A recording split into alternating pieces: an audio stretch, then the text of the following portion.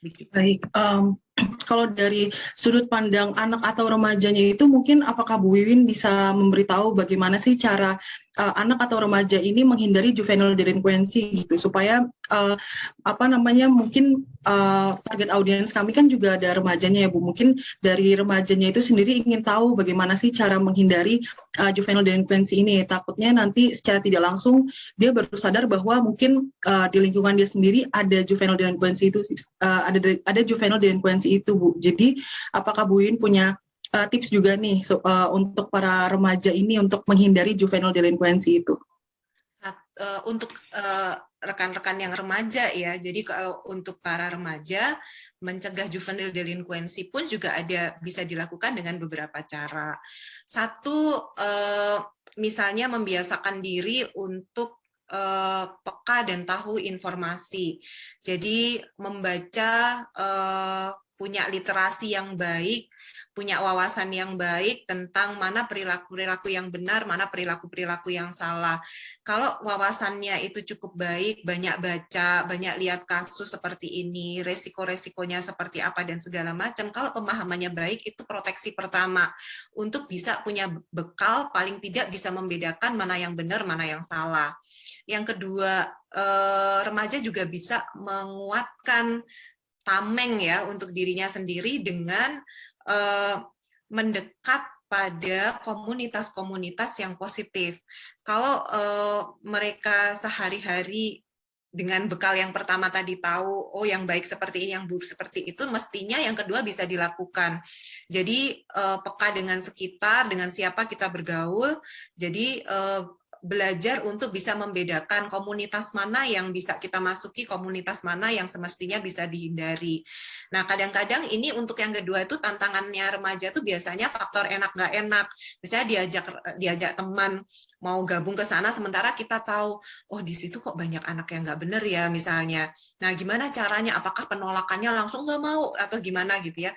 Nah, dalam hal ini nanti remaja perlu juga sambil belajar untuk tetap bisa menolak, tapi dengan cara-cara yang mungkin tidak menyinggung teman atau apa gitu ya, belajar berkomunikasi dengan efektif, dengan strategik, dengan teman-teman tertentu yang mengajak ke arah yang keliru, tapi tetap jaga prinsip. Jadi kita tidak perlu misalnya harus, oh saya tahu teman-teman ini nih sukanya bergaul dengan yang nggak benar-benar, berarti aku harus putuskan hubungan pertemanan dengan teman ini. Nggak perlu begitu juga, tetap saja berteman asal berkomunikasi, tapi kan kita tidak perlu terlalu intens bersama dengan teman yang ini di kelompok ini gitu ya. Jadi memilih lingkungan komunitas yang tepat, yang positif.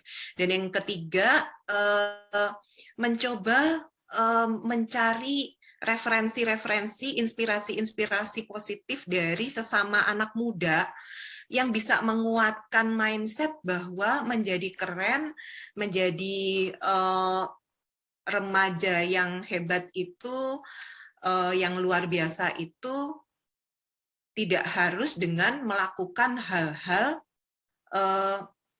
yang mungkin apa ya istilahnya, yang mungkin seolah-olah powerful begitu ya, sesuatu yang powerful, sesuatu yang membuat orang tercengang gitu. Itu tidak selalu baik begitu ya. Hal-hal yang baik menjadi keren itu tidak harus selalu dengan melakukan hal-hal yang mungkin menakuti orang lain atau dipandang ya biasanya ditakuti begitu ya oleh orang, tidak harus dengan cara-cara seperti itu. Jadi menjadi keren banyak cara, dan cara-cara positif adalah cara-cara yang jauh lebih tepat gitu ya.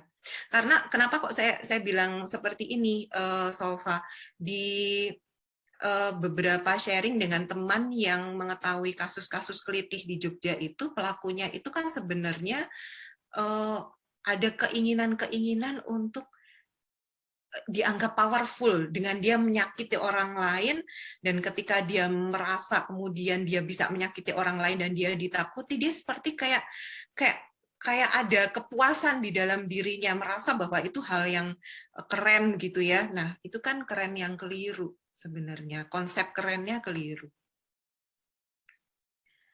Baik, mungkin kalau misalnya dari mungkin dari semua materi yang sudah Bu Yun paparkan itu mungkin ada anggota keluarga atau mungkin para orang tua yang menonton materi ini mungkin sudah mulai merasa nih mungkin anaknya itu sudah mulai menunjukkan perilaku juvenile delinquency. Nah, sebagai keluarga itu apa sih yang harus mereka lakukan? Maksudnya bagaimana cara mereka menghadapi ketika anaknya itu sudah menunjukkan adanya perilaku juvenile delinquency ini, Bu? Baik, untuk keluarga yang merasa, orang tua yang merasa mungkin putra-putrinya mulai menunjukkan hal-hal perilaku yang tidak tepat ya. Nah, pertama kali yang harus diupayakan adalah menenangkan diri dulu. Sangat wajar ketika orang tua tahu, oh anakku melakukan kesalahan bentuk apapun ya, itu pasti biasanya emosinya yang akan tersulut dulu. Ingat satu hal bahwa menghadapi kekeliruan perilaku remaja, menghadapinya, menyikapinya, itu tidak bisa dengan sikap-sikap yang emosional. Kenapa? Karena nanti akan mental. Yang terjadi adalah remaja bukan mengevaluasi dirinya, tetapi justru defensif. Dan ketika defensif, itu nggak akan pernah selesai urusannya. Nggak akan pernah selesai perbaikan perilakunya ya. Jadi nanti akan terjadi debat kusir di situ. Jadi satu, pertama tenang. Orang tua pahami bahwa kekeliruan berperilaku pada remaja itu bisa terjadi pada siapapun karena memang masa perkembangan ini masa yang penuh gejolak gitu ya, masa di mana remaja sendiri masih berproses untuk memahami dirinya, sehingga orang tua harus paham bahwa mungkin akan ada kesalahan-kesalahan itu dan kesalahan itu bisa terjadi pada siapapun. Dengan berpikir seperti ini setidaknya bisa mengelola desakan emosi agar tidak kemudian merespon terburu-buru dengan emosional. Nah, setelah tenang apa yang harus dilakukan? Yang kedua, pahami karena memahami bahwa perilaku yang salah itu pasti ada penyebabnya.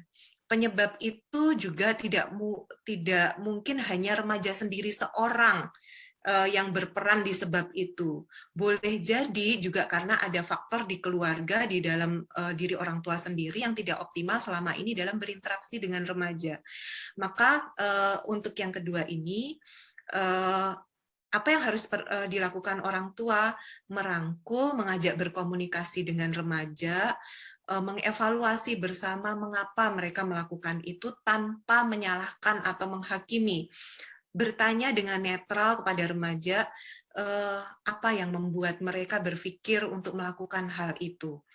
Nah, sembari bertanya kepada remaja untuk kemudian membantu mereka mengevaluasi diri, orang tua sempatkan juga untuk menengok ke dalam dirinya. Ada hal yang salah apa di dalam dirinya yang kemudian ikut menyebabkan anaknya melakukan pelampiasan-pelampiasan emosi dengan cara-cara yang demikian. Yang ketiga, berkomitmen bersama-sama dengan remaja untuk sama-sama memperbaiki. Kita tidak bisa menuntut, orang tua tidak hanya menuntut, tidak boleh hanya menuntut remaja kemudian mereka yang harus lebih baik sementara tidak ada evaluasi dalam diri orang tua. Tidak bisa demikian. Jadi harus punya komitmen untuk sama-sama memperbaiki. Sekecil apapun kontribusi orang tua, misalnya hanya karena faktor komunikasi yang kurang baik, jarang ngobrol dengan anak, itu pun tetap harus diperbaiki. Jadi perbaikan harus dilakukan sama-sama gitu ya, dengan penuh komitmen. Setidaknya 3 langkah tadi bisa diupayakan untuk membantu menyelesaikan ini, Sofa. Baik, berarti memang dari pihak keluarganya juga harus ada mulai mengevaluasi bagaimana hubungan antar keluarga dan remaja itu juga ya, Bu ya?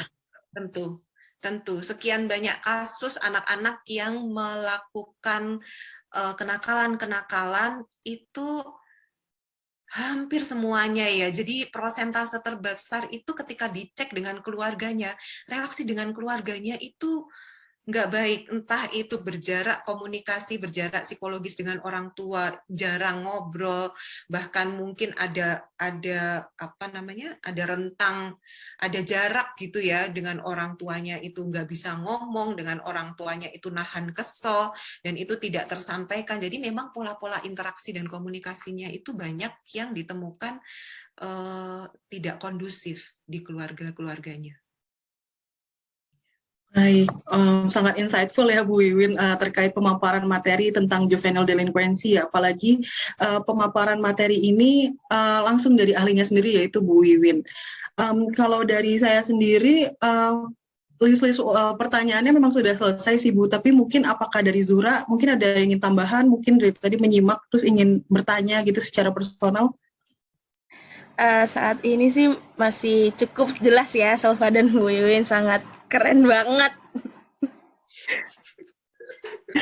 Baik, mungkin kalau dari Bu Wiwin ada yang mau disampaikan lagi Bu? Iya, mungkin satu pesan aja ya untuk orang tua. Jadi mendampingi tumbuh kembang anak itu akan selalu ada tantangan-tantangan di setiap masa perkembangan dan tahapan usia anak.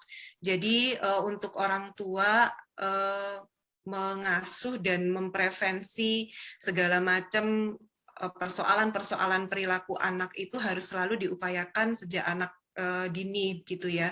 Jadi ini memang tugas yang tidak bisa berhenti untuk mendampingi remaja, dan orang tua harus tetap bisa berpikir positif manakala mungkin menghadapi satu tantangan tertentu, satu persoalan tertentu, tidak perlu putus asa, tidak perlu kecil hati, karena banyak orang tua yang juga mengalaminya. Jadi sama-sama untuk tetap bergerak mendampingi yang terbaik untuk anak-anak kita semua.